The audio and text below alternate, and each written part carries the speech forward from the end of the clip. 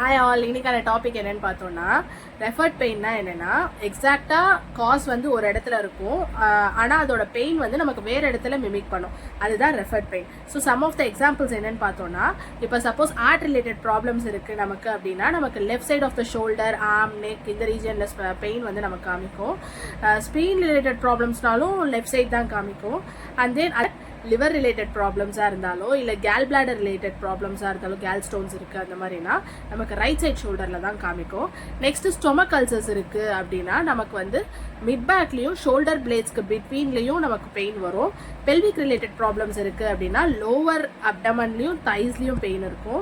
And then pancreas related problems இருக்குது அப்படின்னா உங்களுக்கு மிட் பேக்லேருந்து லோவர் பேக் வரைக்கும் பெயின் இருக்கும். கிட்னி ரிலேட்டட் ப்ராப்ளம்ஸ் இருக்குது அப்படின்னா lower back, groin region, sides of the leg இங்கெல்லாம் வந்து பெயின் இருக்கும். நெக்ஸ்ட் அப்பண்டிசைட்டிஸ் இருக்குது அப்படின்னா உங்களுக்கு ஃபர்ஸ்ட் ஸ்டார்ட் ஆகுறது பெல்லி பட்டன் சுற்றி தான் பெயின் ஸ்டார்ட் ஆகும். நெக்ஸ்ட் ப்ரோக்ரஸ் ஆகி லோவர் ரைட் சைடு அப்டமன்ல வரைக்கும் பெயின் வரும். And thank you.